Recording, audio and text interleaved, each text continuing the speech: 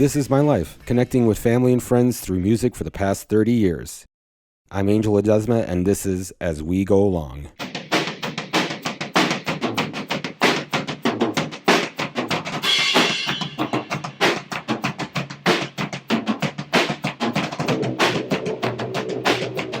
Welcome to As We Go Along with Angel. Our guest tonight is my good friend Maria Photopulos. She is preparing a delicious Greek meal for us, and we're about to walk in to do our great entrance. We arrive at Maria's apartment, bearing gifts of paper towels, pumpkin pie, and angry water, aka sparkling waters. We're about to make our entrance.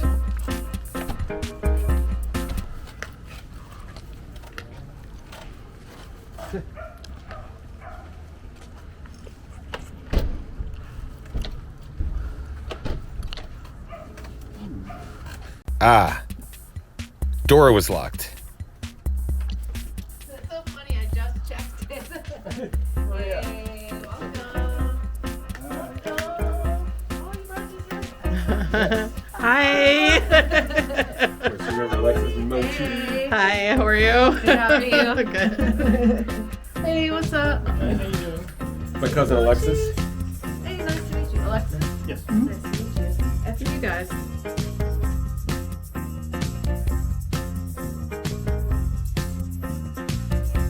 I've known Maria Photopulos for over 20 years.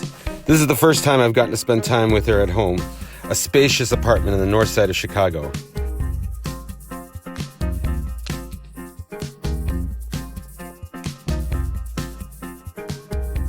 Here's the ingredients we're going to use for a big Greek feast. Lots of green goodness.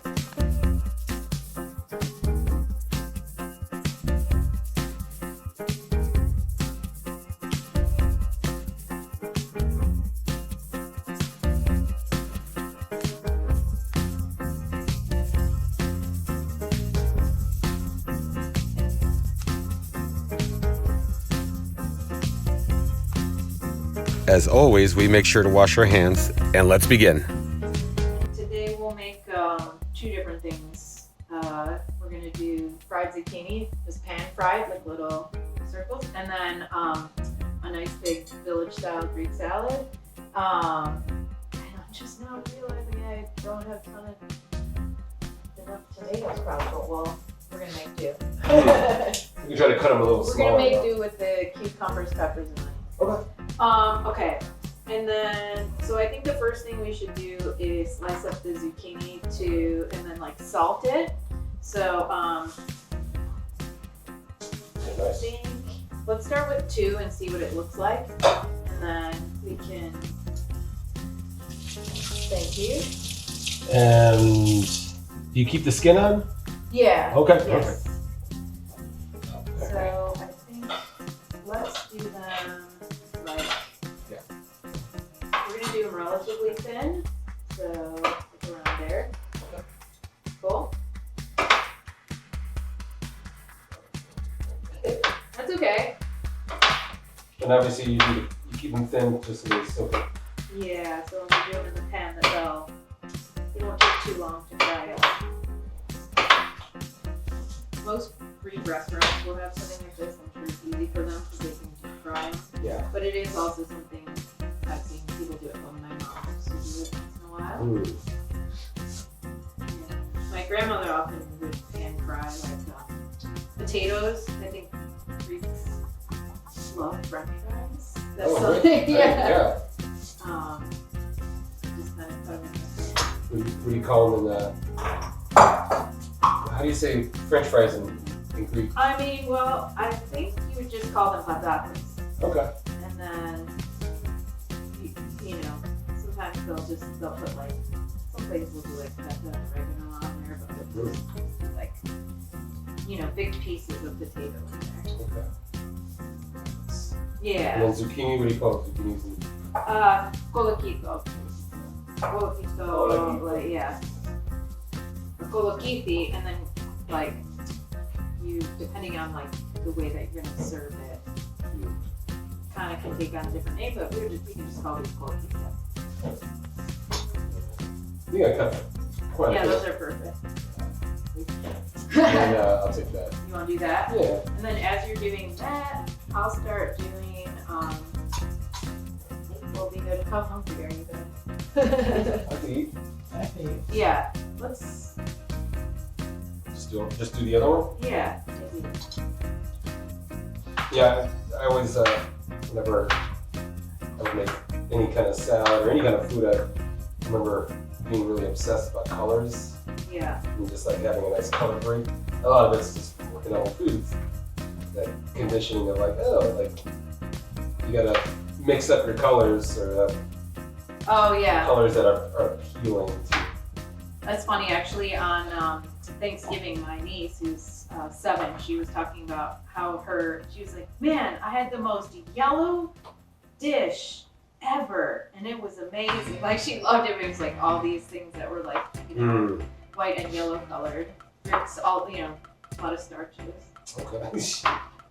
Also, I just was having a moment in my brain where I was like, let's try this again. So, the Greeks are watching, like, we're taking your carb. Like, got it. I know I haven't went to corner the Greek market because I mean I feel like as kids growing up, I mean who were the big figures in our life? They were a lot of the folks that are the people that owned the restaurants that we would go to. Oh, sure, yeah, the diners. And they were all, especially the A&T Grill, RIP. It was owned by a Greek family, and that was my first exposure to the Greek culture. It was just hearing them talk and blasting, whatever Greek music we were listening to. And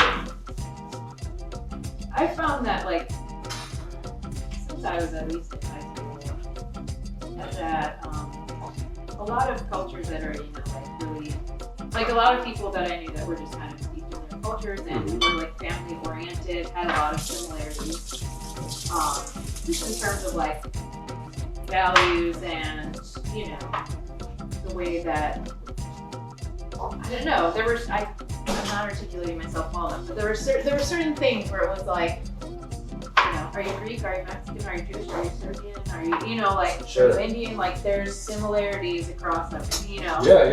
Like, what are you? Yeah. I definitely felt like Greeks and Mexicans were sort of similar. Yeah. But With I think with, like, centering family feels like a similarity. I think, to yeah. me. So this is going to be like a village style salad, so nice big chunks like this. So when you say village, like where everybody in the village eats, kind of? Yeah, I think it's just become like the name for it, like koryatiki. So the koryo is like the village, right, or means village. And yeah, I assume that that came from, the village salad is the one where you like grab stuff from the garden, just chop it up and put it in here. Yeah, my mom said once that Mexicans can't make salads. Really? Yeah. I feel like I changed that I broke that stereotype.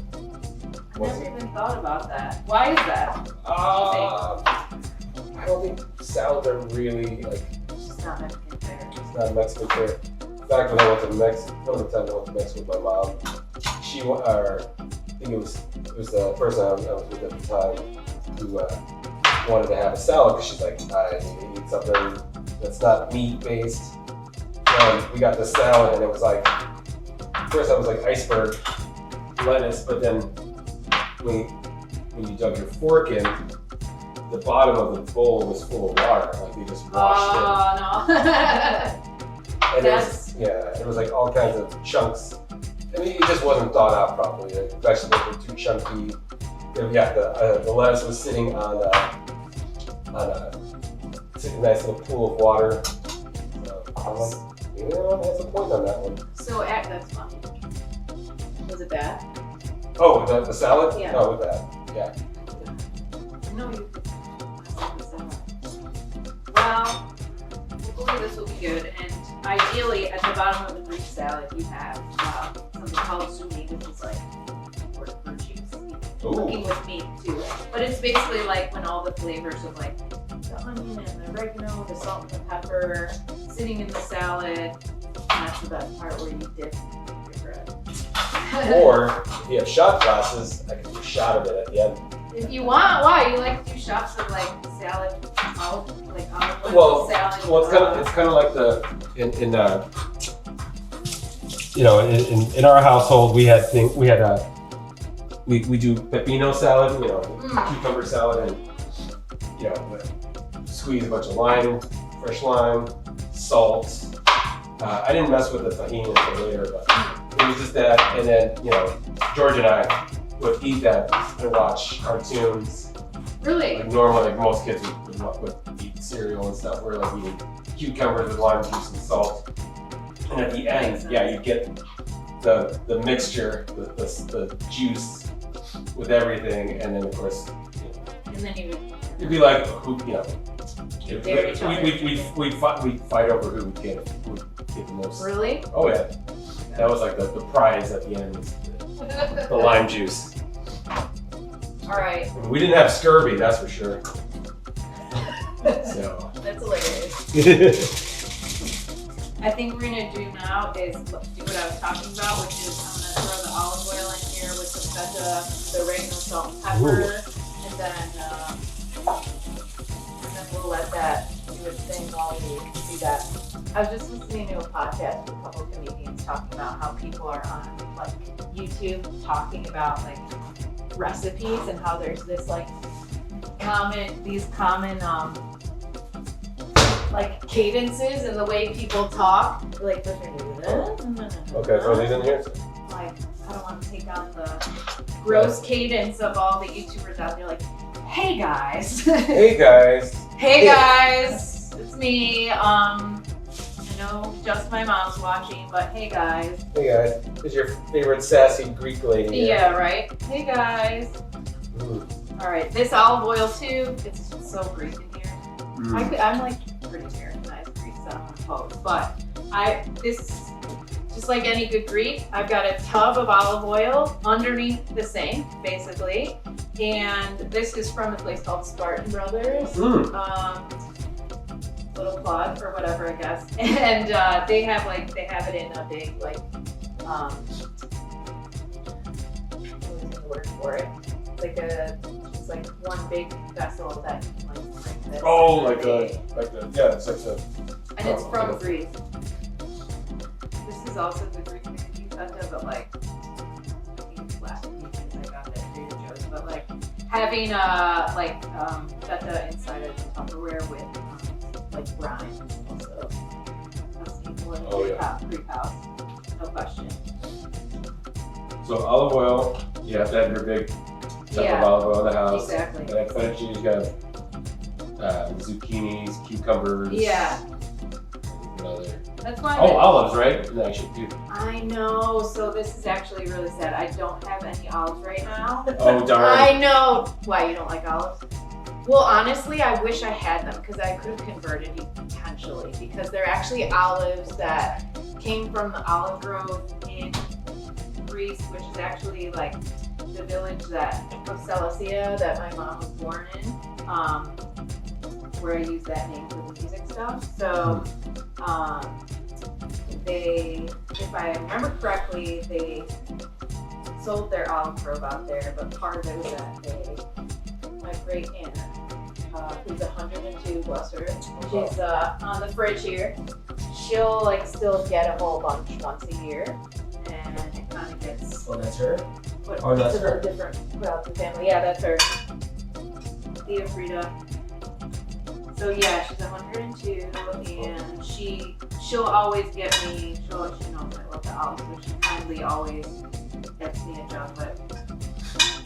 But I am currently out with stuff because they're incredible. Like anyone I've ever invited to try them, if they like olives, then they have to close their eyes to eat them. You know what I mean? When something's that good.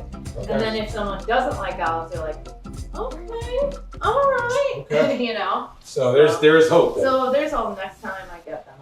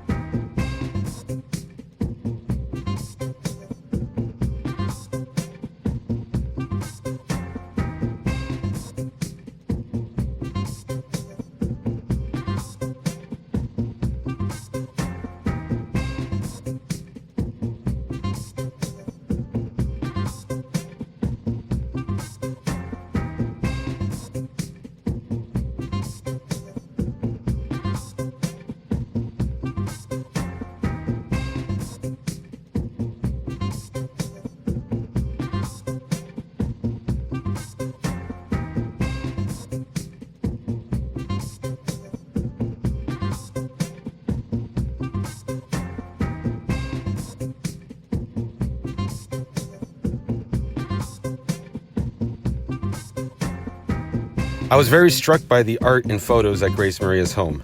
Nothing is out of place.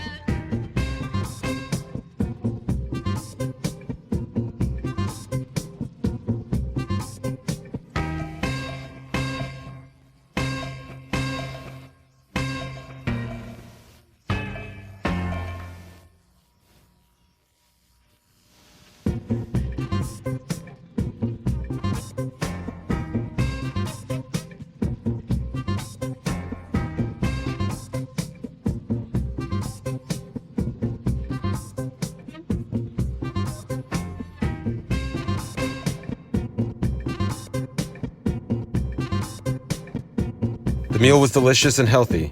I think I had 2 helpings that night. After we finish and clear the table, we finally get down to our conversation.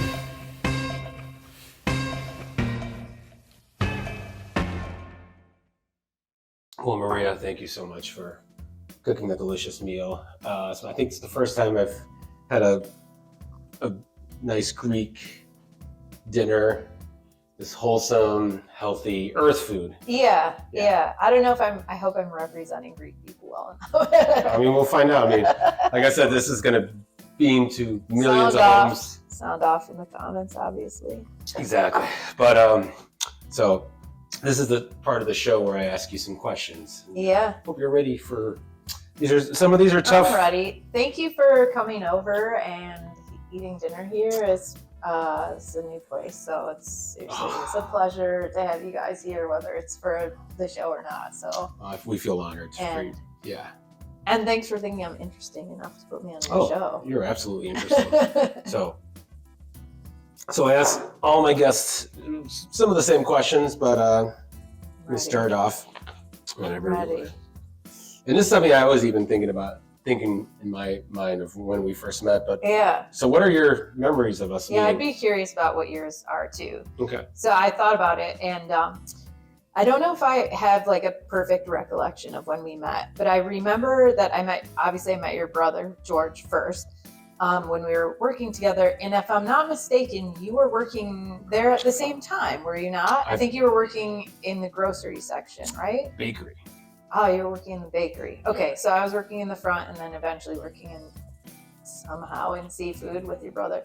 And my good friend that I grew up with at the time, Milena, was the one who kind of got me the job there. And I think she was the one, I didn't even fully realize, I think through George even, that you were his brother and working at the same grocery store. Happens. And she was like, yeah, Angel, that's George's brother. I'm like, oh, really? She's like, yeah. She's like, his vibe's so different from George's. I'm like, really?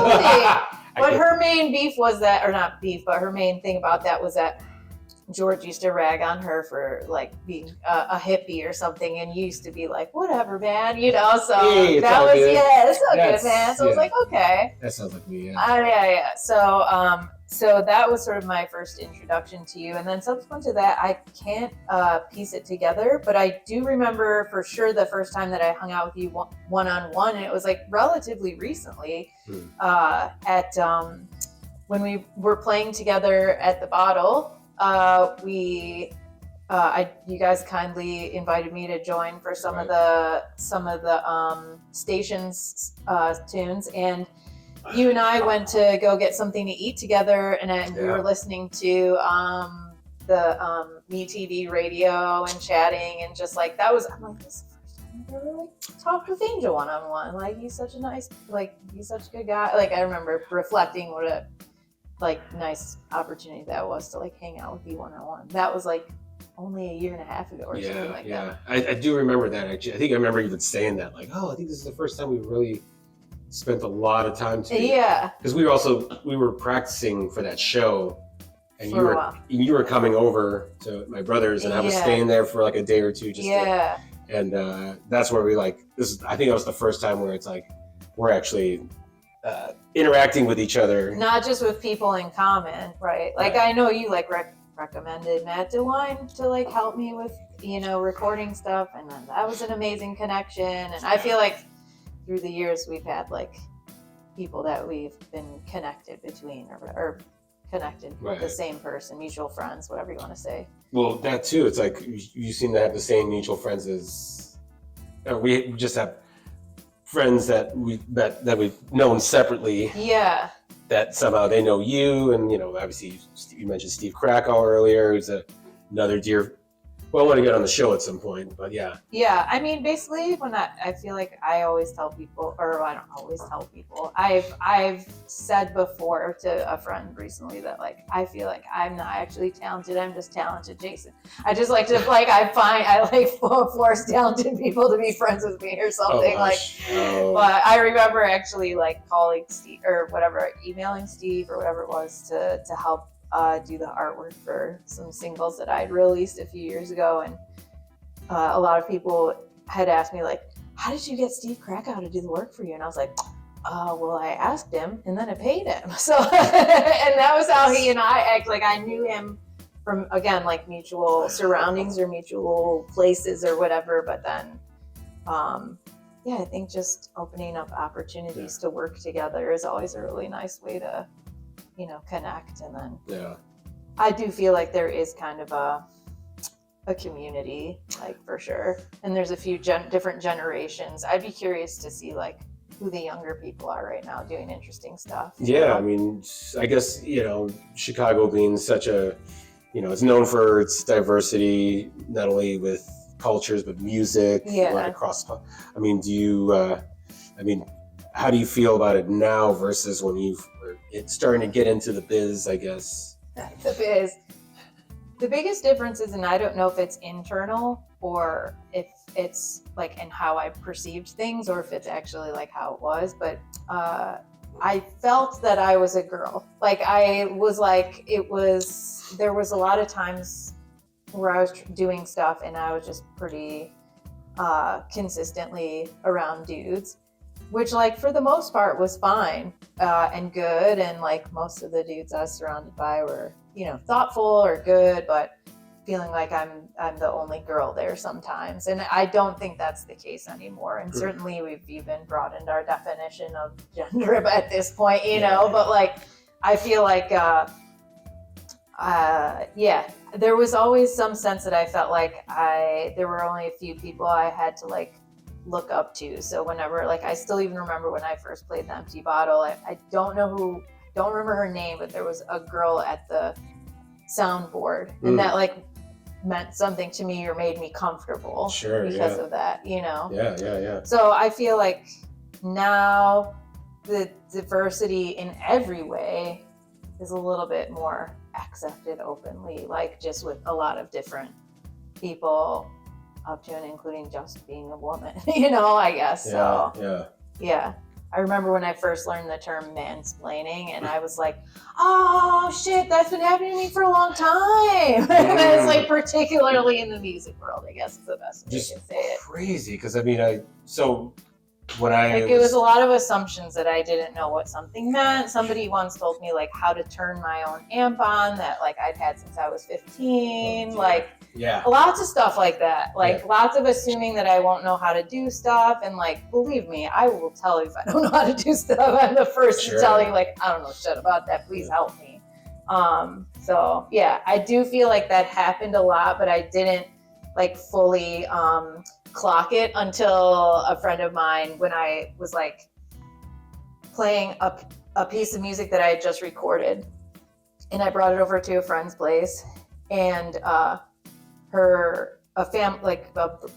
family member was there, and he's like, you should really think about mixing the guitar a little bit lower. And I remember afterward, I was like, huh. I'm like, is he like into music? Is he a musician? And they were like, no, he's not. I'm like, huh, okay.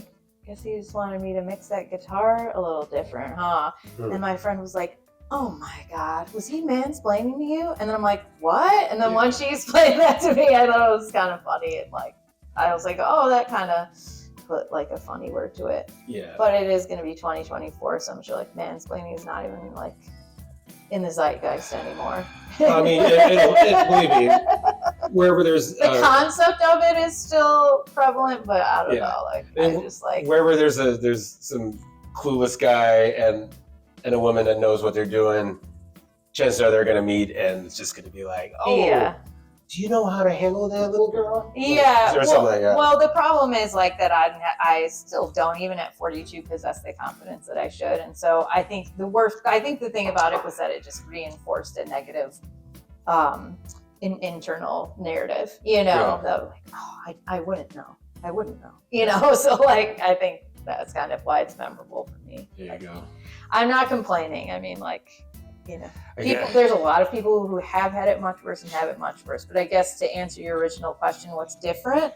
I feel like in my own like experience, to me, that's what's different. I wish I had a more colorful answer about like the scene or something. Well, I mean, as somebody who considers himself a voice of the scene, you know, I'm trying to collect all the data and just figure out what's going on in the scene. So I mean, there's definitely seems like there's a lot more diversity not only in music but identity. You definitely, you know, I mean, somebody can tell me differently, but yeah, that's what I'm getting. Yeah, I think I'm really grateful to see that, like, for sure, even as a teacher, that like this generation just feels so much more at home, like being themselves, and that I think permeates the music too. Mm-hmm. So it's always the music's always it's the commonality. It's the what's the word? I'm having a hard time articulating myself too. So I'm very verbose too. So you just are interviewing like the big. I'm much better in writing. Mm-hmm. Feel free to edit this shit out of this so that I have like an answer that's like, you know, like on The Simpsons where the clock is in the background and it's just like, I think that the scene is diverse now, and that is great. You feel free to do that. No worries. All right. So I think we got that one. My next question for you, and I'm hoping that you might tell me this story. So what was your first musical / concert experience? Oh, what story did you want me to tell? Well, or that you had in mind? I think you mentioning about the Monkeys song. Oh yeah. So I mean, you can give me music and concert, but whatever. Yeah. Yeah, for sure. I had like multiple, so I thought about it, and there were like a few that came to mind. One was definitely listening to the Monkeys and watching the show, for sure. And then having some of the cassettes and records, and having the cassette of that not very Poolin'. Yeah, Poolin'. And really liking the song She's Moving In with Rico, which like looking back is like very, really just not great. But yes, and then I also remember my like we had someone that was like kind of a grandmother age named Eleni, who was watching my brother and I, like when my mom and dad were working. Not a nanny per se, but not a babysitter, you know, a little more than a babysitter, a little like not quite as like live and whatever as nanny. Not a babysitter, not yet a nanny. And so what is it, a Manny? Yeah, well, Manny I think is if you have a male nanny. Okay. But anyhow, she had a kid who was named Anesti, and he had a Greek band, like a live Greek band. And they played at, I want to say, my 6th or 7th birthday party in the backyard. And I was really enamored with that. And I kind of had forgotten until you asked me that question. what I do remember is that periodically he would come by and he would give me like guitar picks that had like something cool on them Oh. or something neat about them. And so that must have been some kind of germination, I think. I mean, he's like, oh, so given I get a pick from a performer? So Yeah. Have you given picks out in any of your performances? Oh, no. I feel like, I don't know. I felt like it was just a thing because I was a little kid and I like was like, Andesky, you know, and he like Yeah. would bring it to me like as a little kid. I remember one in particular was just like this, like really glittery blue one. I wish I still had it. Oh, okay. It's pretty neat. But Yeah. they played like Greek, Greek folk music. But I'm almost certain he played the guitar. Perhaps bouzouki. I don't know, but no, I've never given picks out. That would be funny. Maybe I should. There we go. New merch. Hey, we need, New merch. Glittery blue picks. Won't even say anything on them. You just have to know. So I guess the next question, I'm going to switch it up a little bit here. Yeah, for sure. So following in with your first musical experience, so as a musician, what was the most challenging time you had and how did you resolve it? Oh yeah, this is one where I like was reading it and I'm like, I wish I had some like super like wise out there thing to say about my relationship to music. You know, I don't know if I do. I think the closest I could come to answering that is like probably when I attempted to major in music for my first year of college. And I was playing the upright bass classical. I was playing jazz guitar, and I was playing also had to learn piano as part of being a major. And then I also had to do like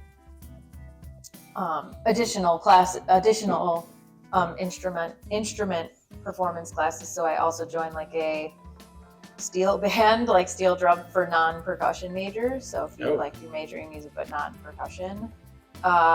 So I felt like I was just practicing music like pretty nonstop, and then also trying hard to like do well in my other classes. And I felt like I was just really pushing it really hard, and it was like definitely never good. I mean, it was just never good enough. And probably if I just had focused on guitar or bass, I may have been in a better situation. But I would say like following that time was one of my like most most difficult times, because I was like, music had been something that I felt like I wanted to work. You know, it's not the work that bothered me, it was that like no matter how much I did the work, like it didn't seem to hit the mark, you know. So right. So kind of like you're trying to you obviously knew you enjoyed music, and yeah, you enjoy working, but also just to basically what you're putting into it and what you're getting back out is like more or less like what you wanted, or just but it wasn't. The output wasn't what I was hoping for. Like I really loved being in ensembles when I was in later high school, and I felt like I did feel really connected to it and passionate about it. And then I think there's something about particularly being a performance major, and you have to basically like, you know, sleep with your instrument at night and become one with it. You know what I mean? Sure. There's really like a level of commitment there. And it was even the bass teacher that I had was like, I still remember him, his name was Valdir. He was from, I think, Venezuela. And I remember he was like, Maria, you could be very good, but you have to like, you know, decide if you want to be a bassist or not, you know? And I was like, okay, I don't think like I want to be like a symphony orchestra bassist, like completely, you know what I mean? Right. It was like, so anyway, I think that was the hardest time, because that's a good succinct way of putting it. Sure. The input was so like intense, and the output was like, you still suck, you know? And I didn't have the ego strength to tolerate that. I still did okay, but I just continued to take music classes in college, but I opted out of being a major and now I like have enough classes to actually be a music teacher, so like had enough classes to be endorsed, which is nice. But yeah, it didn't like yield what I like feel connected to about music. And like I said, I don't mind the work or the practice. It's just more the pushback, and I just also didn't have the years in, like a lot of people, were there, like they start like violin when they're little, or they've been playing piano since they were 5, and it's hard to compete with that. I had like just learned guitar like 4 years before that, and had just picked up the bass 1 year before that. Okay. As humble you are as a musician, I mean, you are an excellent player. So, I mean, well, if I could be your professor in grade, you'd be like, I appreciate you saying that. You're doing well. You're in the right path. So. Thank you. All right. I never gave up. I mean, I started taking classical guitar lessons, and I got into that, and I've really found a love for that. And like, I've never stopped. I just stopped doing it through an academic lens, not academic lens, through, like a college lens or whatever. Right. Just the academic, which I never had that experience. For me, is always kind of learning everything as you go along. Yeah. And obviously, title of the show. But yeah, for me, it's like just playing with all kinds of people and kind of getting better that way. That's kind of how I learned. So, but yeah. So I never didn't go to school for any of that, and I can't imagine me trying to wrap my head around that. So you kind of have an edge over some of us because you can read music, right? Yeah. So there you go. Yeah, you're already a cut above the rest. I don't know about that.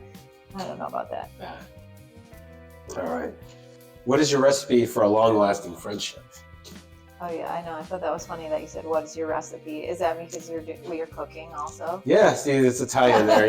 Cooking and French. And I mean, the show is about cooking food with friends. With friends, yeah. Learning about how just our connectivities throughout our lifespan, because sometimes it's either through music that I connect with people, and it's the years of working in retail food industry, which they kind of run parallel anyway.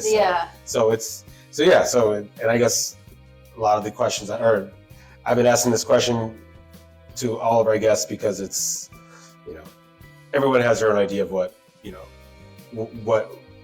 are the recipes for a friendship that lasts long, Yeah. I guess, I do think I have a lot of friendships that have lasted a long time. So I was trying to think about what made that the case. And I think I even have some friendships that haven't lasted a long, Sure. But never really terribly contentious, just sort of like lives drifting in and out, So I guess I have to say, like, there's probably like some, like you were saying, there's got to be some like fundamental components of like who you are and what you value that like is like part of that, I think. I think I used to say, I don't know if this is, I would still say that, but I used to say that like the ultimate friend trifecta would be somebody that you can like laugh with, that you share the same sense of humor, that that you can feel like you can talk to, and then that like there's someone that would be there for you like in the middle of the night whenever you needed it. And I feel like sometimes you have like two of those things with someone. Sometimes you have one of those things with someone. Sometimes they're like an old, person you've known since you were a kid. Maybe they're that 3 a.m. person, but you're like, I don't know if I can talk to them about it. So I think like if you have at least one of those things, I think it like keeps things together. I think like at the end of the day, like when without going into detail, a lot of like pretty significant things have happened in my life in the last few years. And I would say like, you can really see what you've put into friendships when you're in need, I guess. And I've been pretty like bowled over by like the amount of like love that I've been on the receiving end of, and had to have been told like, that's because what you've given, you know. So I think it's not about reciprocation per se, but I think there is something about like giving of yourself, each giving of yourself in some way too. Sure. Yeah. And obviously, if it's where you're not even thinking, it's not even it's like no hesitation. You're like, oh, Yeah. they need help out there, or Yeah. you know, whatever. I'd like to think that's how I am. I hope that's how friends perceive me. And like and I think that's like what I was taught in my family. There's a lot of ethos in my family around like being there for each other no matter what. So like in the extended family too, I think. Yeah. So I think that I probably carry that into like all my relationships, and then I think, yeah. And then some people can't hack it, or some people you're just like don't click with or whatever, and that's fine Just too. around there. Yeah. But you're I think the first person who's ever said that, you know, it's something that you learn from your family, because some of us, you know, not saying like my parents weren't necessarily like, you know, didn't teach us the right things, but when it comes to friends, it's like, you know, it's, you know, you kind of learn as you go along. You know, and usually your Name of the show. Yeah.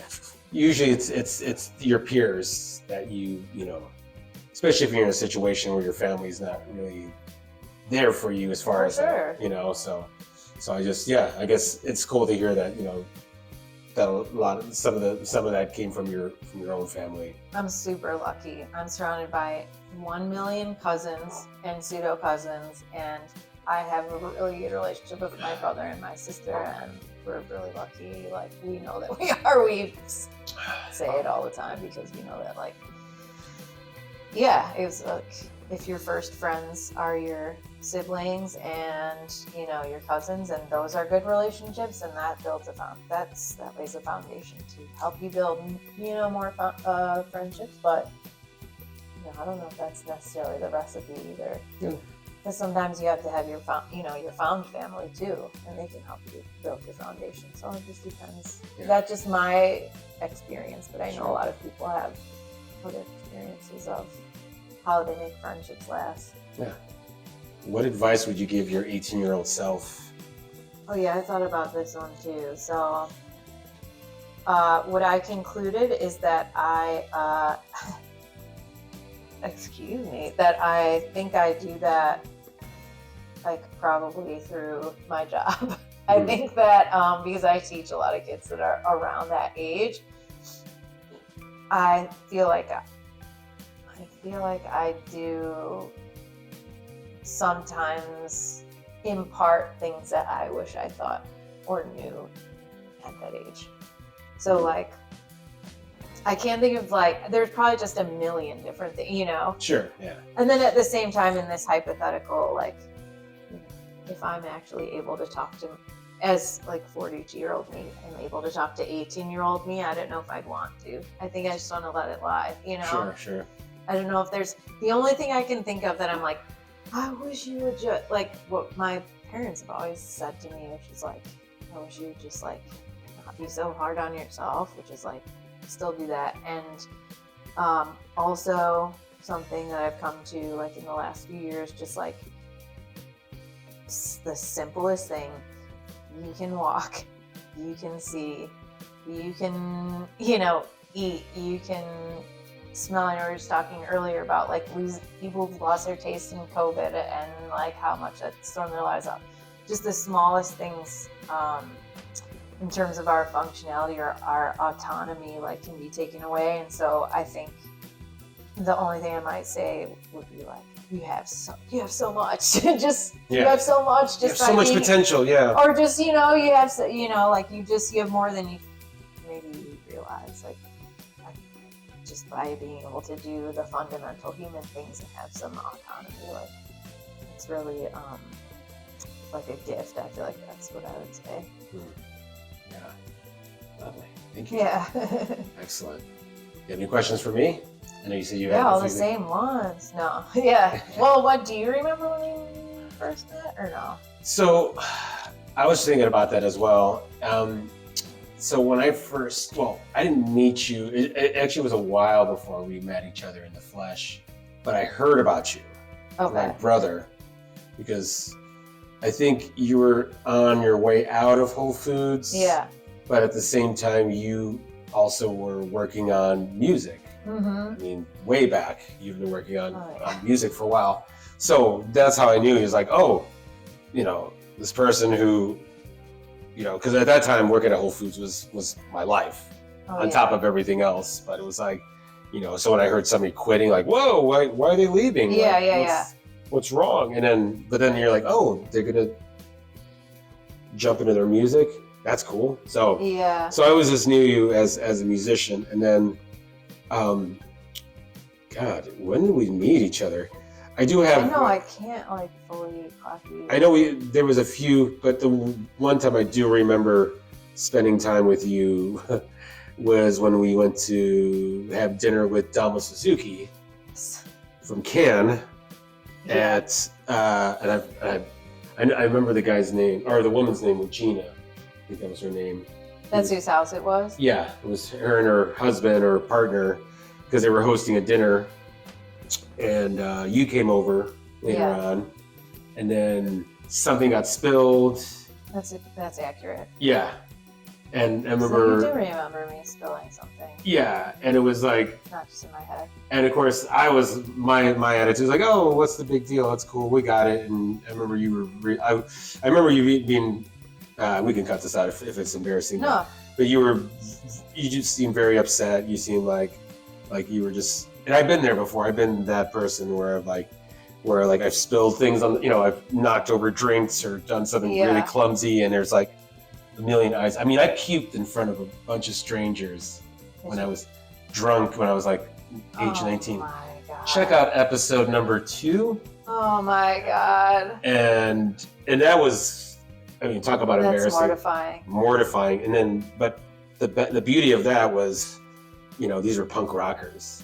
Oh, sure. I mean, for that, that's like their bread and butter. But it was, at that time, I was so used to like, I'm so embarrassed. Like, nobody's going to like me after this. And as it turned out, people liked me even more. Oh, nice. Yeah. And, warmed everyone's heart. Badge of honor. Yeah. So, I mean, That's pretty sweet. So when I saw that, I'm like, I've been there before, and I remember just trying to like at least kind of calm things a little bit, help clean up a little bit. But I could tell you were like, appreciate it. I'm sure I was mortified because I didn't really know the folks who lived. I was invited there. I think George was like, figured you might want to meet Dom. I'm like, okay, yeah, that'd be awesome. Yes, thank you. That'd be great. And then there were other people there who I recognized. I was there. Yeah. And then Robert Lowe, who I bow down. He's such a nice guy, but also like incredible inspiration. But yeah, he's such a nice person. He was like there. I don't remember who else, but yes, I think I was particularly mortified because I didn't know the people who lived there. I was like, I'm this stranger in their house who just came in and spilled something on their rug. Like, how awful, But that is a little bit the difference between like, I wasn't 18, but like between young and older. Like, I think now I would have really conducted myself a little bit differently. I would have felt bad, but I don't know if I would have been quite as like in a tizzy about it. Well, yeah, and I mean, and as you said, it was. You didn't know anybody in this house. Pretty much. And you're just like, oh, like I'm a guest. I know. At least I had the wherewithal to ask Damo Suzuki if he'd ever been to Wisconsin Dells. And what was the answer to that? He said no. I think I just probably had this fantasy that he'd like, because he has been to like so many amazing places, and everyone was like, I mean, everyone that was there was like such a big fan, and I got the feeling that people, like hanging on his every word, which cool, yeah. I mean, yeah. As they should. And perhaps I'm not painting it accurately, but that was the feeling I got, which is totally normal because like he's such an interesting person and makes such amazing music. Yeah. And so anyway, it was like, I learned how to make this fish like in Africa, and I've been to, and was like, I've been here, and I mean, it was like, like your conversation was around there. I'm like, I've been to Wisconsin Dells, which like obviously I'm not serious, but I don't know. But he's just like, no. Yeah, I think pretty much. As much as I think Damo's cool, he isn't quite as cool because he hasn't gone to Wisconsin Dells yet. So. Well, obviously, I'm like, if you haven't been to Robot World, then you haven't lived, Damo. Do you remember that? Oh, that's my brother and I were so obsessed with Tommy Bartlett's Robot World. I love Tommy Bartlett's Robot World. Yeah, and it was like, there was definitely an era Wisconsin Dells when we were going there in like the early '80s where it was amazing. I mean, you had Tommy Bartlett's Robot World. You had Xanadu. Oh, I don't remember Xanadu. The House of the Future, that weird foam-shaped house that looked like it was like a Roger Dean Yes cover. Really? Yeah. I remember there was like a fairy tale kind of land. Oh, that's right. I don't remember what that was called, but I'm sure we have family pictures there. And then the ducks. Yep. My grandparents really dug the ducks. Yeah, that was a good one. And then, I actually have an incredible picture of my family and my mom's parents. We were dressed up as like the Old West. Oh yeah. I'll think of get a load of that. Yeah. I think we have one. I think we have a similar photo in the collection of the Ledezmas. Really? Yeah. Where we're in like. I feel like that was pretty. Like, I feel like a lot of families did that in that time. Am I wrong? No, I mean it was like the 80s, 90s. People were doing the like dress up from a different era. Yeah. We have a few of them. Yeah. Yeah, there's definitely a few. But yeah, I mean, Wisconsin Dells was, as we call it, the poor family's Disney World. Hey, we want to take the kids to do something fun, but we don't have the dough to go anywhere else. And it's close enough, and we can drive there. And there's water parks. And guess what? Yeah. We both have fond memories of it. So it's like, who cares, you know? Definitely. So here we go. It's actually the rich man's. Actually, Disney World is the rich man's Robot World. No, Disney World's the poor man's Robot. Oh, okay. I'm just kidding. I don't know. What made you want to start doing this? You just felt like you wanted to get to know people that you. Well, you kind of explained it earlier a little bit, but. So, let's see. I'll just put it this way. I was in a project. I was doing something similar with a friend. Oh, okay, gotcha. We had a falling out. Got it. And that kind of set me back a little bit. And then, but I knew I wanted to do something, and that was kind of what this show is. What I was trying to do before is like finding like people, like even like people who are on YouTube who have their own channels, and just like, just like saying, hey, I really admire your show, or I'm like really like, inspired by your show, or and just things in general. So that was kind of what I was trying to do with that show, was like finally getting to meet these people. And then over the summer, we had a falling out, and I went my separate way. This other person went their own way, and it took me a while to kind of get over like my wounds from all that. Yeah. But this lady, just without like the camera, can I without like the idea of having it recorded? Can I ask what the falling out was? Or if it's too much to dig in, then here I'll give you a brief. If it's not my business, you don't have to tell me to. No, it's fine. I can tell you. So.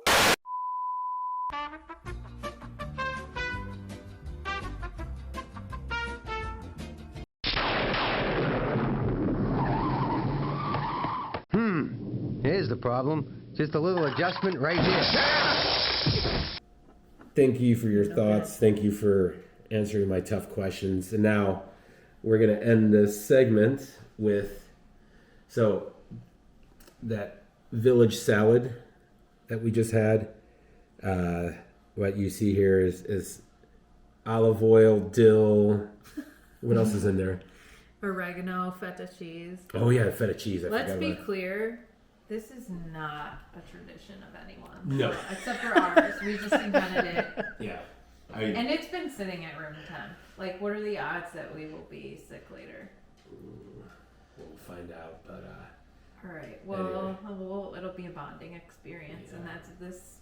Well, this is the juice that you were talking about earlier. That's I like mean, to dip bread when it's, not to taking shots. to dip bread when it's like a good temp.